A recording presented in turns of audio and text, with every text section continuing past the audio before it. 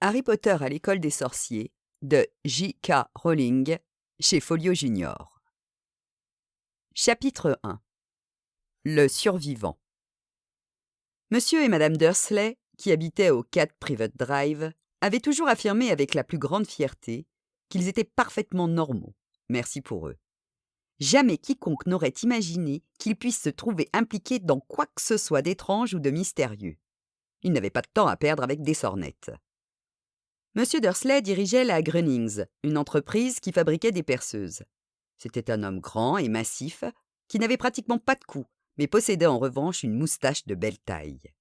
Madame Dursley, quant à elle, était mince et blonde, et disposait d'un cou 2 fois plus long que la moyenne, ce qui lui était fort utile pour espionner ses voisins, en regardant par-dessus les clôtures des jardins. Les Dursley avaient un petit garçon prénommé Dudley, et c'était à leurs yeux le plus bel enfant du monde. Les Dursley avaient tout ce qu'ils voulaient.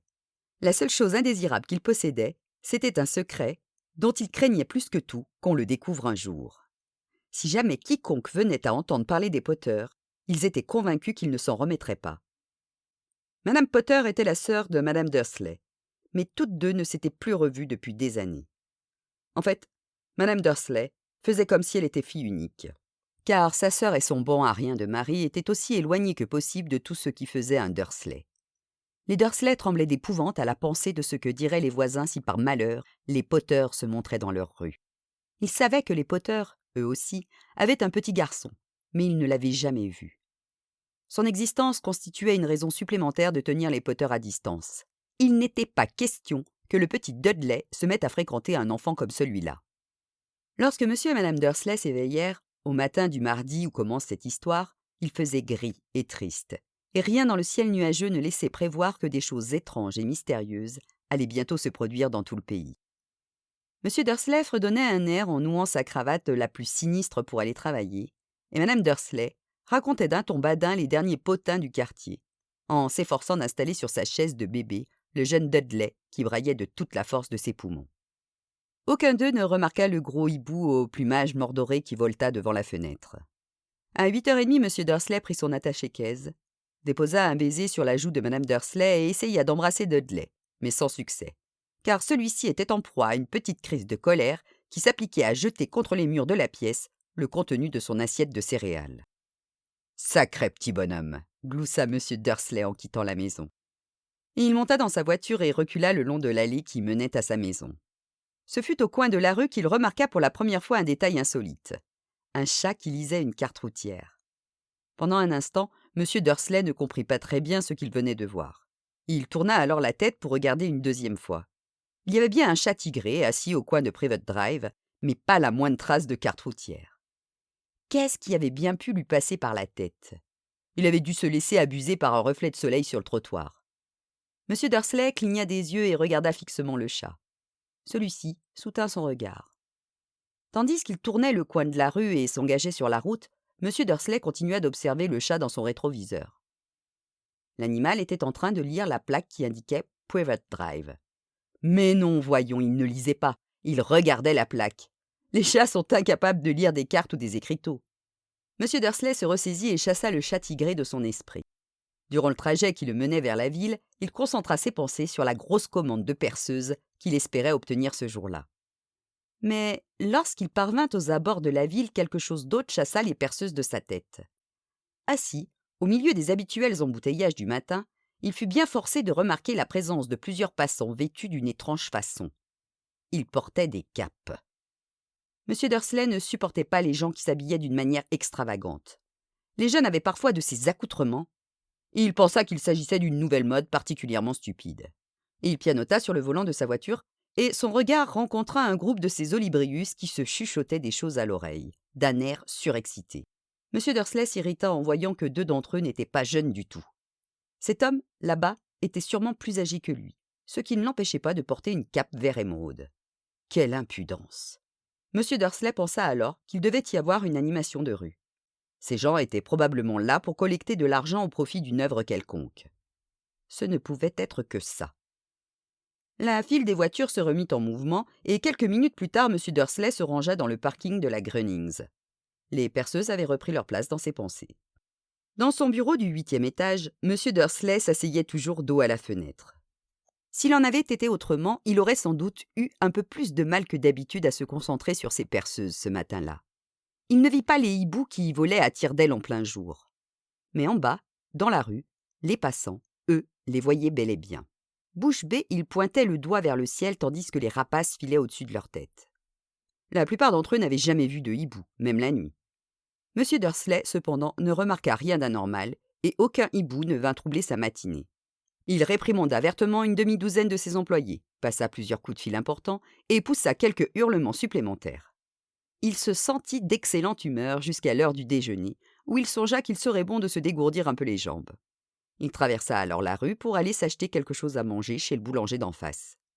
Les passants vêtus de cape lui étaient complètement sortis de la tête, mais lorsqu'il en vit à nouveau quelques-uns à proximité de la boulangerie, il passa devant eux en leur lançant un regard courroucé. Il ignorait pourquoi, mais il le mettait mal à l'aise. Ceux-là aussi chuchotaient d'un air surexcité, et il ne vit pas la moindre boîte destinée à récolter de l'argent. Quand il sortit de la boutique avec un gros beignet enveloppé dans un sac, il entendit quelques mots de leur conversation. « Les Potter, c'est ça, c'est ce que j'ai entendu dire. Oui, leur fils, Harry. » M. Dursley s'immobilisa, envahi par une peur soudaine. Il tourna la tête vers les gens qui chuchotaient comme s'il s'apprêtait à leur dire quelque chose. Mais il se ravisa. Il traversa la rue en toute hâte, se dépêcha de remonter dans son bureau, ordonna d'un ton sec à sa secrétaire de ne pas le déranger, saisit son téléphone et avait presque fini de composer le numéro de sa maison lorsqu'il changea d'avis. Il reposa le combiné et se caressa la moustache. Il réfléchissait. Non, décidément, il était idiot. Potter n'était pas un nom si rare. On pouvait être sûr qu'un grand nombre de Potter avaient un fils prénommé Harry. Et quand il y repensait, il n'était même pas certain que son neveu se prénomme véritablement Harry. Il n'avait même jamais vu cet enfant. Après tout, il s'appelait peut-être Harvey ou Harold. Il était inutile d'inquiéter Madame Dursley pour si peu. Toute allusion à sa sœur la mettait dans un tel état, et il ne pouvait pas lui en vouloir. Si lui-même avait eu une sœur comme celle-là. Mais enfin, quand même, tous ces gens vêtus de capes. Cet après-midi-là, il lui fut beaucoup plus difficile de se concentrer sur ses perceuses. Et lorsqu'il quitta les bureaux à 5 heures, il était encore si préoccupé qu'il heurta quelqu'un devant la porte. « Navré », grommela-t-il au vieil homme minuscule qu'il avait manqué de faire tomber. Il se passa quelques secondes avant que M. Dursley se rende compte que l'homme portait une cape violette. Le fait d'avoir été ainsi bousculé ne semblait pas avoir affecté son humeur. Au contraire, son visage se fendit d'un large sourire tandis qu'il répondait d'une petite voix perçante qui lui attira le regard des passants. « Ne soyez pas navré, mon cher monsieur. Rien aujourd'hui ne saurait me mettre en colère. Réjouissez-vous puisque vous savez qui a enfin disparu. Même les moldus comme vous devraient fêter cet heureux, très heureux jour. » Le vieil homme prit alors M. Dursley par la taille et le serra contre lui avant de poursuivre son chemin. M. Dursley resta cloué sur place. Quelqu'un qu'il n'avait jamais vu venait de le prendre dans ses bras et l'avait appelé moldu, ce qui n'avait aucun sens. Il en était tout retourné et se dépêcha de remonter dans sa voiture. Il prit alors le chemin de sa maison en espérant qu'il avait été victime de son imagination. C'était bien la première fois qu'il espérait une chose pareille, car il détestait tout ce qui avait trait à l'imagination. Lorsqu'il s'engagea dans l'allée du numéro 4 de sa rue, la première chose qu'il vit, et qui n'améliora pas son humeur, ce fut le chat tigré qu'il avait déjà remarqué le matin même. À présent, l'animal était assis sur le mur de son jardin. Il était sûr qu'il s'agissait bien du même chat. Il reconnaissait les dessins de son pelage autour des yeux. « Allez, oust !» s'exclama M. Dursley. Le chat ne bougea pas. Il se contenta de le regarder d'un air sévère. M. Dursley se demanda si c'était un comportement normal pour un chat. Essayant de reprendre contenance, il entra dans sa maison, toujours décidé à ne rien révéler à sa femme. Madame Dursley avait passé une journée agréable et parfaitement normale. Au cours du dîner, elle lui raconta tous les problèmes que la voisine d'à côté avait avec sa fille, et lui signala également que Dudley avait appris un nouveau mot, « veut pas ». M. Dursley s'efforça de se conduire le plus normalement du monde, et après que Dudley eut été mis au lit, il s'installa dans le salon pour regarder la fin du journal télévisé. D'après des témoignages venus de diverses régions, il semblerait que les hiboux se soient comportés d'une bien étrange manière au cours de la journée, dit le présentateur. Normalement, les hiboux sont des rapaces nocturnes qui attendent la nuit pour chasser leur proie. Il est rare d'en voir en plein jour. Or, aujourd'hui, des centaines de témoins ont vu ces oiseaux voler un peu partout depuis le lever du soleil. Les experts interrogés ont été incapables d'expliquer les raisons de ce changement de comportement pour le moins étonnant. Voilà qui est bien mystérieux, conclut le présentateur en s'autorisant un sourire. Et maintenant, voici venue l'heure de la météo, avec les prévisions de Jim McGuffin. Alors Jim, est-ce qu'on doit s'attendre à d'autres chutes de hibou au cours de la nuit prochaine? Ça, je serais bien incapable de vous le dire, Ted, répondit l'homme de la météo. Mais sachez en tout cas que les hiboux n'ont pas été les seuls à se comporter d'une étrange manière. Des téléspectateurs qui habitent dans des régions aussi éloignées les unes des autres que le Kent, le Yorkshire et la côte est de l'Écosse m'ont téléphoné pour me dire qu'au lieu des averses que j'avais prévues pour aujourd'hui, ils ont vu de véritables pluies d'étoiles filantes. Peut-être s'agissait-il de feux de joie, bien que ce ne soit pas encore la saison. Quoi qu'il en soit, vous pouvez être sûr que le temps de la nuit prochaine sera très humide. M. Dursley se figea dans son fauteuil. Des pluies d'étoiles filantes sur tout le pays. Des hiboux qui volent en plein jour. Des gens bizarres vêtus de capes et ces murmures sur les poteurs. Madame Dursley entra dans le salon avec 2 tasses de thé. Décidément, il y avait quelque chose qui n'allait pas. Il fallait lui en parler. Monsieur Dursley, un peu nerveux, s'éclaircit la gorge. Pétunia, ma chérie, dit-il, tu n'as pas eu de nouvelles de ta sœur récemment. Comme il s'y attendait, son épouse parut choquée et furieuse. Elle faisait toujours semblant de ne pas avoir de sœur. Non, répondit-elle sèchement. Pourquoi? Ils ont dit un truc bizarre à la télé, grommela M. Dursley. Des histoires de hiboux, d'étoiles filantes. Il y avait tout un tas de gens qui avaient un drôle d'air aujourd'hui. Et alors? Lança Madame Dursley. Rien, je me disais que, peut-être, ça avait quelque chose à voir avec sa bande. Madame Dursley retroussait les lèvres en buvant son thé à petites gorgées. Son mari se demanda s'il allait oser lui raconter qu'il avait entendu prononcer le nom de Potter. Il préféra s'en abstenir. D'un air aussi détaché que possible, il dit « Leur fils, il a à peu près le même âge que Dudley, non? J'imagine, répliqua Madame Dursley avec raideur. Comment s'appelle-t-il déjà? Howard, c'est ça? Harry! C'est un nom très ordinaire, très désagréable si tu veux mon avis. Ah oui, répondit M. Dursley en sentant son cœur s'arrêter. Oui, je suis d'accord avec toi. Il ne dit pas un mot de plus à ce sujet tandis qu'il montait l'escalier pour aller se coucher. Pendant que Madame Dursley était dans la salle de bain, M. Dursley se glissa vers la fenêtre de la chambre et jeta un coup d'œil dans le jardin. Le chat était toujours là. Il regardait dans la rue comme s'il attendait quelqu'un.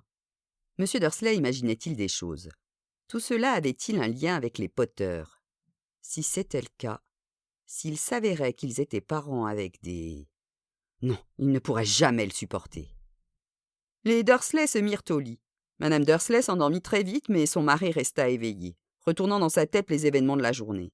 La seule pensée qui le consola avant de sombrer enfin dans le sommeil, ce fut que même si les Potter avaient vraiment quelque chose à voir avec ce qui s'était passé, il n'y avait aucune raison pour que lui et sa femme en subissent les conséquences.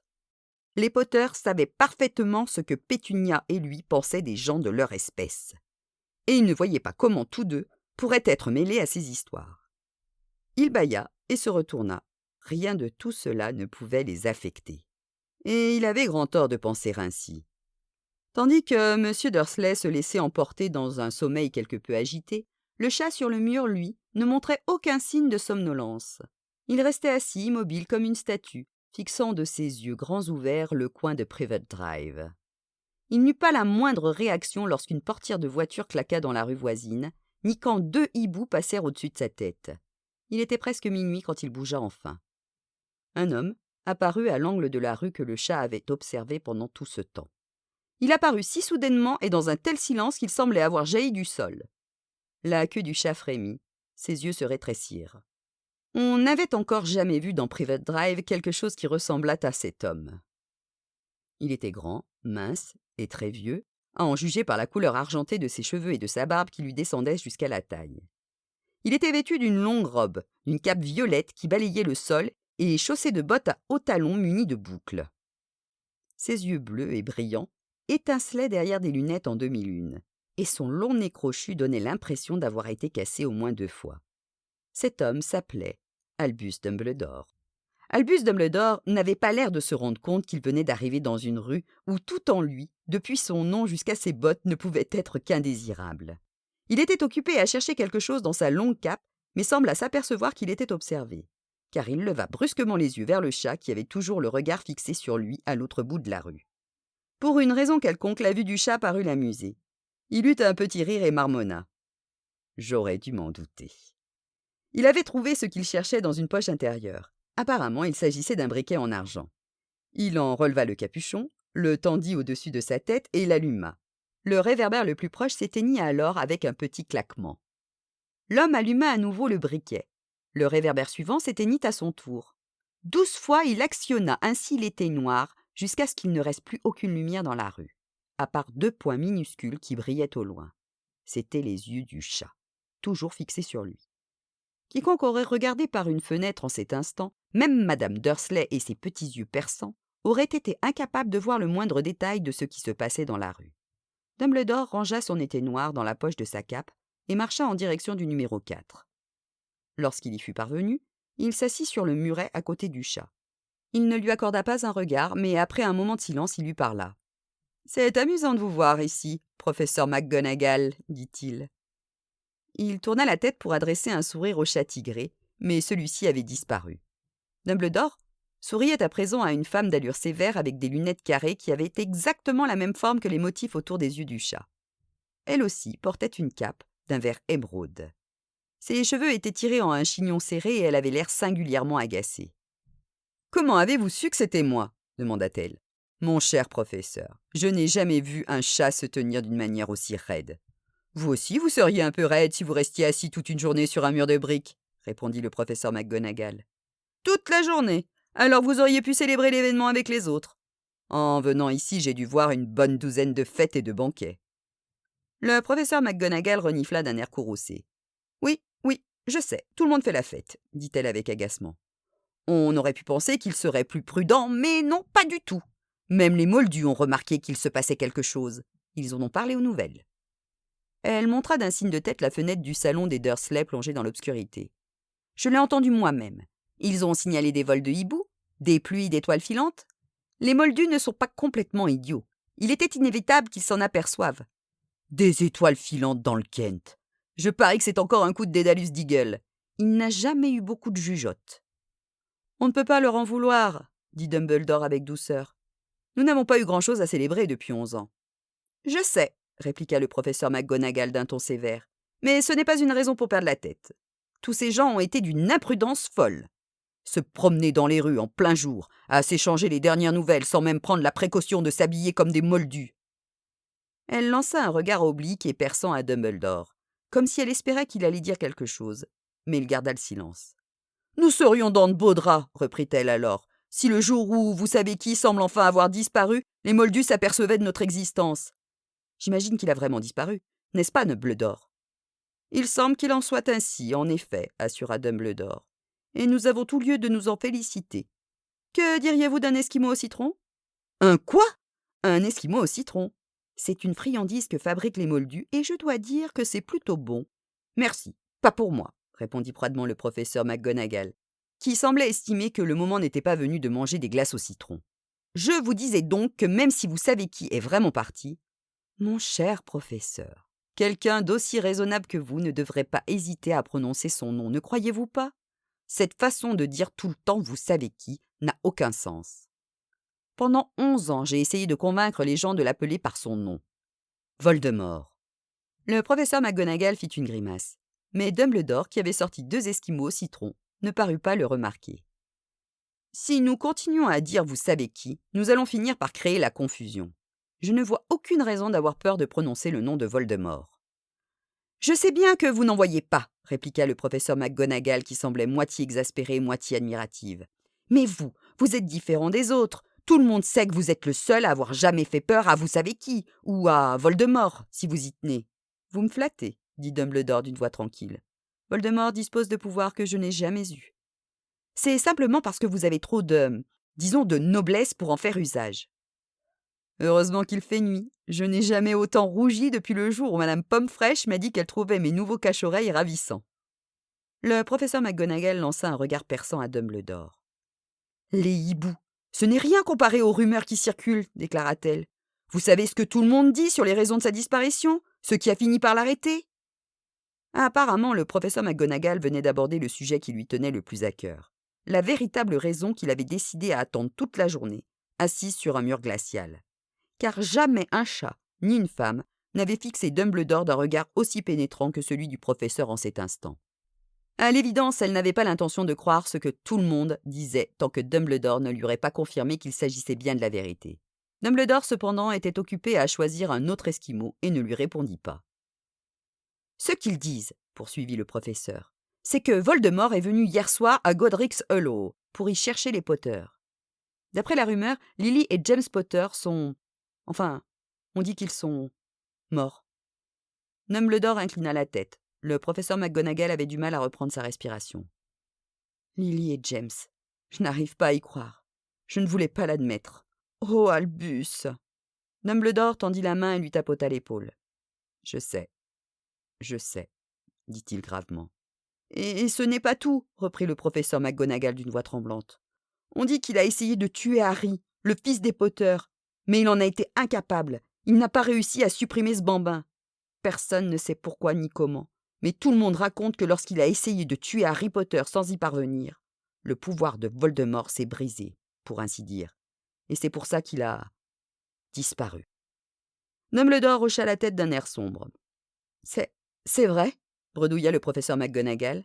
« Après tout ce qu'il a fait, tous les gens qu'il a tués, il n'a pas réussi à tuer un petit garçon? C'est stupéfiant. Rien d'autre n'avait pu l'arrêter. Mais au nom du ciel, comment se fait-il que Harry ait pu survivre ? » « On ne peut faire que des suppositions, » répondit Dumbledore. « On ne saura peut-être jamais. » Le professeur McGonagall sortit un mouchoir en dentelle et s'essuya les yeux sous ses lunettes. Dumbledore inspira longuement en prenant dans sa poche une montre en or qu'il consulta. C'était une montre très étrange. Elle avait 12 aiguilles, mais pas de chiffres. À la place, il y avait de petites planètes qui tournaient au bord du cadran. Tout cela devait avoir un sens pour Dumbledore, car il remit la montre dans sa poche en disant « Hagrid est en retard. Au fait, j'imagine que c'est lui qui vous a dit que je serais ici. » « Oui, » admit le professeur McGonagall. « Et je suppose que vous n'avez pas l'intention de me dire pour quelle raison vous êtes venu dans cet endroit précis. » « Je suis venu confier Harry à sa tante et à son oncle. C'est la seule famille qui lui reste désormais. » « Vous voulez dire... »« Non, ce n'est pas possible. Pas les gens qui habitent dans cette maison !» s'écria le professeur McGonagall en se levant d'un bond, le doigt pointé sur le numéro 4 de la rue. « Dumbledore, vous ne pouvez pas faire une chose pareille. Je les ai observés toute la journée. On ne peut pas imaginer des gens plus différents de nous. En plus, ils ont un fils. Je l'ai vu donner des coups de pied à sa mère tout au long de la rue en hurlant pour réclamer des bonbons. Harry Potter, venir vivre ici. C'est le meilleur endroit pour lui, répliqua Dumbledore d'un ton ferme. Son oncle et sa tante lui expliqueront tout quand il sera plus grand. Je leur ai écrit une lettre. Une lettre ? Répéta le professeur McGonagall d'une voix éteinte en se rasseyant sur le muret. Dumbledore, vous croyez vraiment qu'il est possible d'expliquer tout cela dans une lettre ? Des gens pareils seront incapables de comprendre ce garçon.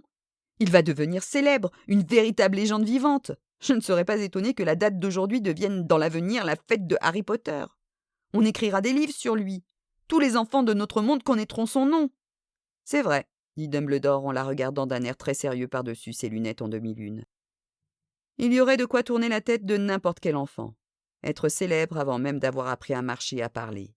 Célèbre pour quelque chose dont il ne sera même pas capable de se souvenir. Ne comprenez-vous pas qu'il vaut beaucoup mieux pour lui qu'il grandisse à l'écart de tout cela jusqu'à ce qu'il soit prêt à l'assumer ? Le professeur McGonagall ouvrit la bouche. Elle parut changer d'avis, avala sa salive et répondit. « Oui. Oui, bien sûr, vous avez raison. Mais comment cet enfant va-t-il arriver jusqu'ici, Dumbledore ?»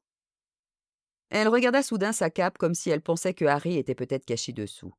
« C'est Hagrid qui doit l'amener, » dit Dumbledore. « Et vous croyez qu'il est sage de confier une tâche aussi importante à Hagrid ? » « Je confierai ma propre vie à Hagrid, » assura Dumbledore. « Je ne dis pas qu'il manque de cœur, » répondit le professeur McGonagall avec réticence, « mais reconnaissez qu'il est passablement négligent. Il a tendance à... Qu'est-ce que c'est que ça ? » Un grondement sourd avait brisé le silence de la nuit. Le bruit augmenta d'intensité tandis qu'ils scrutaient la rue des deux côtés pour essayer d'apercevoir la lueur d'un phare. Le grondement se transforma en pétarade au-dessus de leur tête. Ils levèrent alors les yeux et virent une énorme moto tomber du ciel et atterrir devant eux sur la chaussée. La moto était énorme, mais ce n'était rien comparé à l'homme qui était assis dessus. Il était à peu près 2 fois plus grand que la moyenne et au moins 5 fois plus large. Il était même tellement grand qu'on avait peine à le croire. On aurait dit un sauvage avec ses longs cheveux noirs en broussailles, sa barbe qui cachait presque entièrement son visage, ses mains de la taille d'un couvercle de poubelle et ses pieds chaussés de bottes en cuir qui avaient l'air de bébés dauphins. L'homme tenait un tas de couvertures dans ses immenses bras musculeux. « Hagrid !» dit Dumbledore avec soulagement. « Vous voilà enfin. Où avez-vous déniché cette moto ?»« L'ai empruntée, professeur Dumbledore, monsieur, » répondit le géant en descendant avec précaution de la moto. « C'est le jeune Sirius Black qui me l'a prêtée. Ça y est, j'ai réussi à vous l'amener, monsieur. Vous n'avez pas eu de problème ? Non, monsieur. La maison était presque entièrement détruite, mais je me suis débrouillé pour le sortir de là avant que les moldus commencent à rappliquer.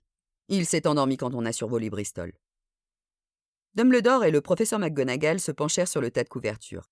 À l'intérieur, à peine visible, un bébé dormait profondément.